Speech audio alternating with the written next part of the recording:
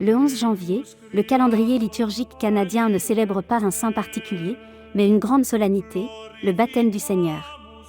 Cette fête marque la conclusion du temps de Noël et le début de la vie publique de Jésus. Tous les évangiles synoptiques racontent comment Jésus se rendit sur les rives du Jourdain pour être baptisé par son cousin Jean. Jean le Baptiste prêchait un baptême de conversion pour préparer la venue du Messie. Lorsqu'il vit Jésus venir à lui, il s'écria « Voici l'agneau de Dieu qui enlève le péché du monde ». Conscient de l'innocence de Jésus, Jean hésita « C'est moi qui ai besoin d'être baptisé par toi, et tu viens à moi ?» Mais Jésus répondit « Laisse faire pour l'instant, il convient que nous accomplissions ainsi toute justice. » Obéissant, Jean le plongea dans les eaux du fleuve. Au sortir de l'eau, les cieux s'ouvrirent, l'Esprit Saint descendit sous la forme d'une colombe et une voix retentit « Celui-ci est mon Fils bien-aimé, en lui j'ai mis tout mon amour. » Cet événement manifeste la Trinité, le Père, le Fils et l'Esprit sont présents ensemble, confirmant la divinité du Christ. Pourquoi le Fils de Dieu, sans péché, se soumet-il à un baptême de repentance? Les pères de l'Église expliquent qu'en entrant dans les eaux du Jourdain, Jésus sanctifie l'eau afin qu'elle devienne un instrument de salut pour nous.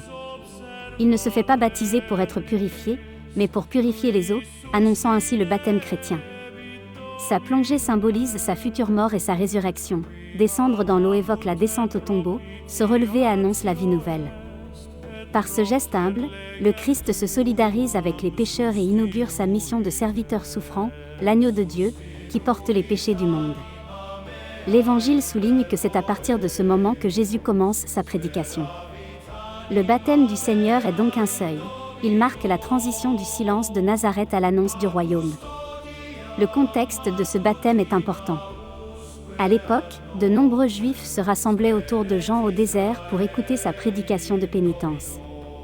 Jean appelait à un changement radical de vie et annonçait la venue imminente de celui qui baptiserait, dans l'Esprit Saint et le feu. La venue de Jésus au milieu de cette foule montre son insertion dans l'histoire humaine. Il ne se tient pas à l'écart, il partage la condition des hommes, marchant avec eux vers la conversion. Lorsque la voix du Père se fait entendre, la vocation messianique de Jésus est révélée non seulement à Jean mais à tous ceux qui étaient présents. La colombe, symbole de l'Esprit, rappelle la création et indique que, par le Christ, une nouvelle création commence. Pour les fidèles, cette fête offre l'occasion de méditer sur la signification de notre propre baptême. Par le sacrement, nous recevons la vie divine, sommes incorporés au corps du Christ et devenons enfants de Dieu. Le baptême du Seigneur nous rappelle que notre baptême est une participation à la mort et à la résurrection de Jésus. Selon un enseignement ancien, l'eau du baptême est devenue source de salut parce que Jésus lui-même y a plongé. Le catéchisme enseigne que le baptême de Jésus est l'acceptation et l'inauguration de sa mission en tant que serviteur souffrant, il anticipe son « baptême de sang » lors de la Passion. La liturgie nous invite à rendre grâce pour le don de notre baptême et à renouveler nos promesses baptismales.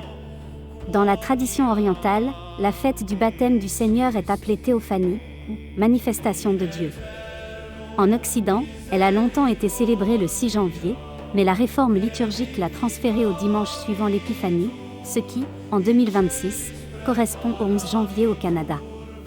Les textes liturgiques soulignent l'unité de cette fête avec l'Épiphanie. À Bethléem, les mages reconnaissent la divinité de Jésus. Au Jourdain, le Père révèle la filiation divine du Christ. Dans les icônes byzantines, les artistes représentent l'eau sous forme d'un gouffre sombre, rappelant le monde des morts. On y voit Jésus immergé jusqu'à la taille et Jean sur la rive, tandis que de petits personnages symbolisent les fleuves et la mer en fuite devant leur Créateur. Ces images illustrent le thème de la nouvelle création par l'eau et l'Esprit. Le baptême du Seigneur a aussi un aspect missionnaire. En acceptant d'être baptisé, Jésus se manifeste comme l'époux de l'humanité et commence son œuvre de rédemption. Il attire ainsi ses premiers disciples, car Jean témoigne de lui devant tous. « J'ai vu et je rends témoignage, c'est lui le Fils de Dieu. » Dès lors, Jésus appelle ses apôtres et annonce la venue du royaume. Les chrétiens sont invités à suivre son exemple en vivant leur vocation baptismale, rejeter le péché, écouter la parole de Dieu et servir leurs frères. La célébration du baptême du Seigneur rappelle que nous sommes appelés, en tant que baptisés, à être des témoins de la lumière du Christ dans le monde.